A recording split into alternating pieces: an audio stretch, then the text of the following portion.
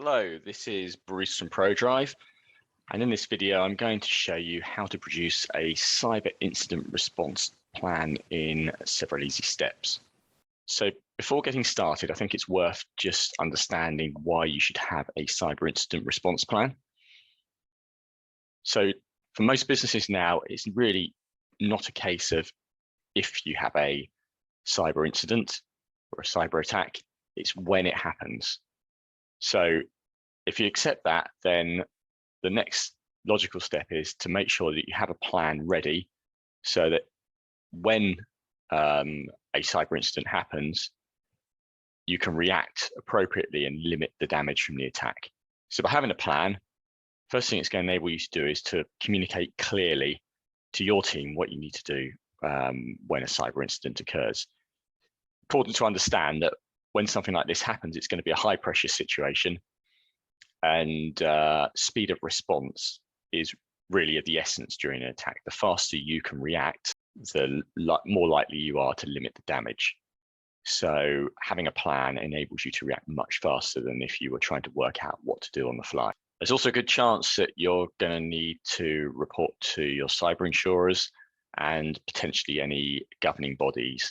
For instance, if you're regulated by the financial governance authorities, or perhaps there's something else that's relevant to your business.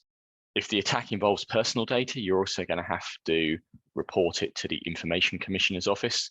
And ultimately, if you have a plan, it's going to likely reduce costs. By not having a plan, it's going to cost you more money and potentially put your business at risk. So it's a really important thing to have in place.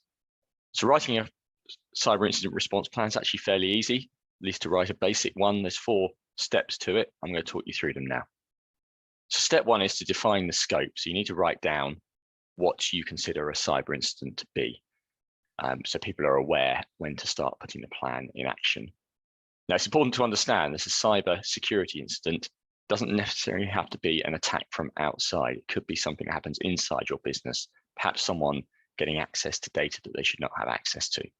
Once you've defined the scope, you need to decide what information you're going to collect in the event of a cyber incident happening. So this will probably be similar for most businesses, and I've put some typical information you're likely to want to collect on the slide there. Now, you've also got to decide how you're going to collect this and put that into your plan as well. So online forms can work quite well, something like Microsoft Forms, Wufoo, or even a spreadsheet.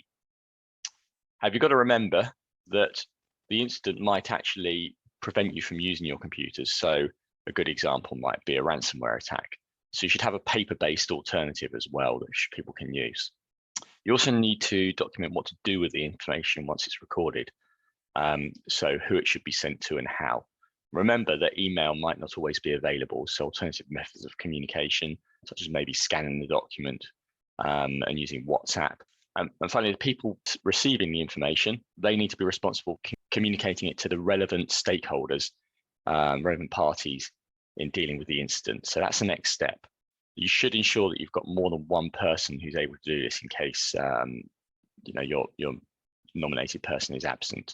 Okay, so the next step, this is the most important step of the whole plan, is communicating details of the incident out. So you're going to need to have a list of all the parties you need to communicate to. Those parties might differ depending on the type of incident. For example, you might not need to communicate to the Information Commissioner's Office if it's not involving personal data. So examples of parties you might need to contact are your IT provider, so ProDrive if you're a ProDrive client, or your internal IT department if you have one, the police, insurers, clients, investors. I mentioned the Information Commissioner's Office. You might need to contact your marketing and comms people, and also your legal team. The thing that's really important is that you're showing you're in control of the incident. So you might be thinking, well, do I really want to contact my clients? But actually, it's far more important that they hear from you that you're in control of this incident and you know it's happening, rather than them hearing it second or third hand, for instance, social media. Or even worse, if hackers themselves, if it was an external attack, contacted your client because they're in possession of some of their data. So I've put an example of a typical contact matrix on the screen. I think you should be able to get the idea from that. So once you've reported the incident to the appropriate parties, you're going to need some ongoing management, and you need to record how you're going to do that. The typical tasks involved likely to be documenting all the findings. So you're going to get lots of responses from the various parties you contact. You're going to need to record all that information. Those same parties will probably want more information from you as well. So you need people available to respond to them. You also need to make sure that you're regularly communicating both to your internal teams, that could be your staff and senior management, any investors or other interested parties in your business, and your clients as well. If you don't communicate, they'll make assumptions about what's happening, and you don't want that to happen. So it's really important, as I mentioned earlier, to show that you're in charge of this whole process. And once everything's finished, the incident's been dealt with, you're getting back to business as normal. You need to close it all off. So that means obviously closing things down with the relevant parties, making sure you have everything documented in case you require it at a future occasion. You'll probably need to run regular update meetings between people involved in these activities.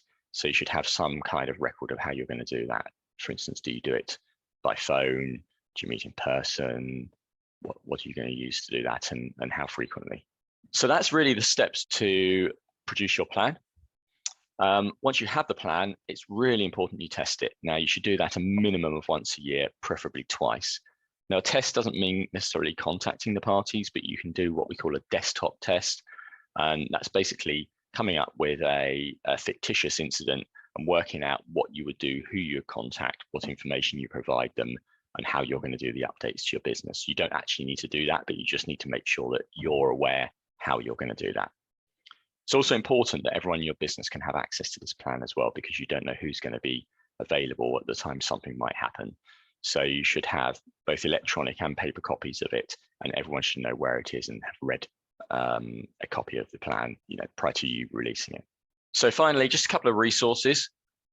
The National Cybersecurity Centre, so that's the government's cybersecurity centre, has got a really detailed guide on incident management, which includes writing response plans, far more detailed than I've had the chance to go into in this video. But also, you may also be aware of the IASME governance standard. It's a security standard that includes getting everything in place around responding to cyber incidents. So if you were to go for that, not only does it help you with all your GDPR documentation, your cybersecurity policies, but it helps you put these plans in place as well. And there's lots of templates available to do it. So there's really good information on both of those websites. So I encourage you to look at it.